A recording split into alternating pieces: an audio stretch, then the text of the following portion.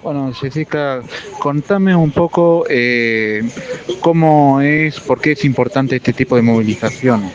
Bueno, mira, venimos, esta es la segunda jornada, en el día de ayer estuvimos en el parque con la jornada que convocamos desde la Asamblea Feminista y Disidente y con la marcha, que fue una marcha muy importante para la ciudad, para nosotras, para seguir visibilizando y poniendo en el foco todos nuestros reclamos que tienen que ver con cuestiones laborales, que tienen que ver con la realidad que vivimos las mujeres y las diversidades en cuanto a la violencia que sufrimos cotidianamente, que tiene que ver con la posibilidad no de maternar, que tiene que ver con reclamos a nivel local, como es la cuestión del presupuesto en la dirección de géneros y diversidades, como tiene que ver con la implementación efectiva del cupo laboral travesti trans no binario, como tiene que ver, bueno, con un montón de demandas históricas.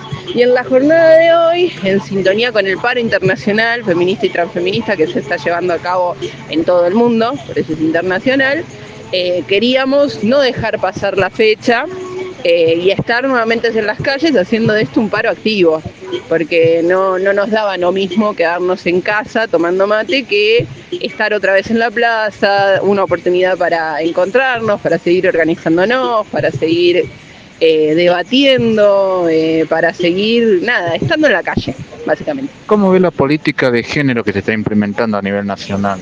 No existe, no hay política de género.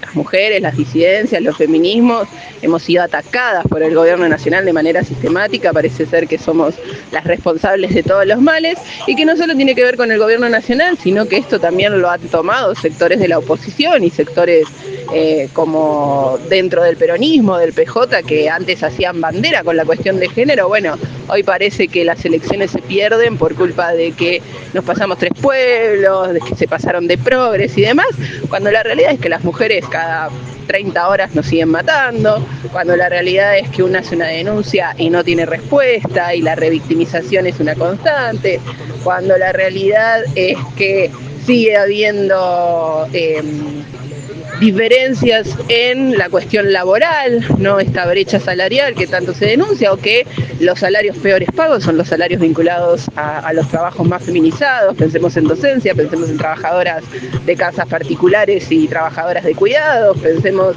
en salud, pensemos, bueno, en todos aquellos sectores donde las mujeres, ni hablar en textiles y demás, en todos aquellos sectores que las mujeres somos mayoría, bueno, son los salarios más precarios. A nivel nacional han roto, hemos tenido un retroceso, incluso una amenaza de quitar de la figura de femicidio, de la justicia, la destrucción de los ministerios, el avance y la destrucción de programas que venía a acompañar y a proteger, por ejemplo, a las niñeces y a las adolescencias, como fue la destrucción del plan ENIA, que era lo que garantizaba que a adolescencias y juventudes se les diera derecho a elegir métodos no reproductivos, ¿no? De cuidados y demás, acompañamiento que articulaban tres ministerios: educación, salud, desarrollo social a nivel nacional. Bueno, eso quedó destruido. Recorte en educación, ¿no? Tanto les preocupa la tasa de natalidad y las juventudes. Bueno, el gobierno nacional hace ya 3 años que nos debe el FONID a las trabajadoras docentes, que no se invierte, que se recortaron las partidas que tienen que ver con asistencia a los comedores escolares.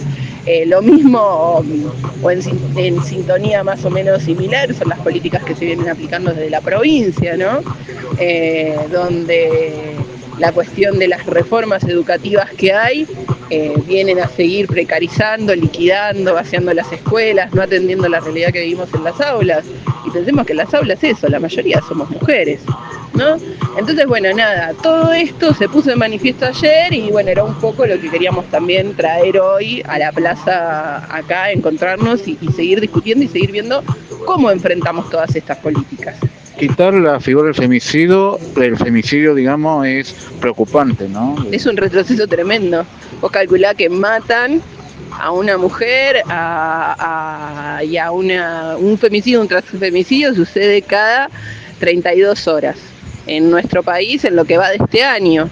Sí, hemos tenido tasas tremendas Bueno, y eso dejaría de ser algo que fue una conquista en su momento, que se juzgue y se condene con perspectiva de género a una persona por haber asesinado a otra por el solo hecho de ser una mujer, o de ser una travesti, o de ser quien elige ser y no poder dominar sobre su cuerpo o decidir sobre su vida, deja de existir. ¿Y qué vamos a volver a hablar de crímenes pasionales? No, es aberrante, la verdad. Pero bueno, hay cosas en las que todavía lo dicen, pero no han podido avanzar. Igual que ilegalizar nuevamente el aborto legal, algo que nos costó décadas conquistar, sangre y muerte de un montón de mujeres.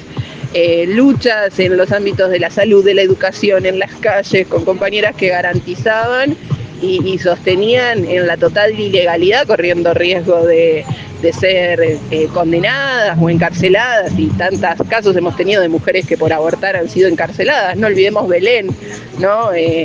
Un caso emblemático para nuestro país, igual que tantas otras. ¿Qué, vamos a volver a eso? No, ayer también lo que vimos, y lo que estuvo bueno es que muchas juventudes, muchas pibitas, ¿no? Chiquitas de 14, 15, 16 años, estaban ahí y estaban emocionadas y estaban organizadas y querían marchar y querían estar a la cabeza y querían acompañar y entienden por dónde va la cosa. Entonces, bueno, ahí vemos una esperanza, ¿no? Que esta juventud que hace 1 o 2 años atrás La Libertad Avanza se jactaba de que tenían a la juventud y que la juventud era liberal. Bueno, no, la juventud también, o hay un sector de la juventud que está reviendo de esto y que es feminista y está volviendo a las calles.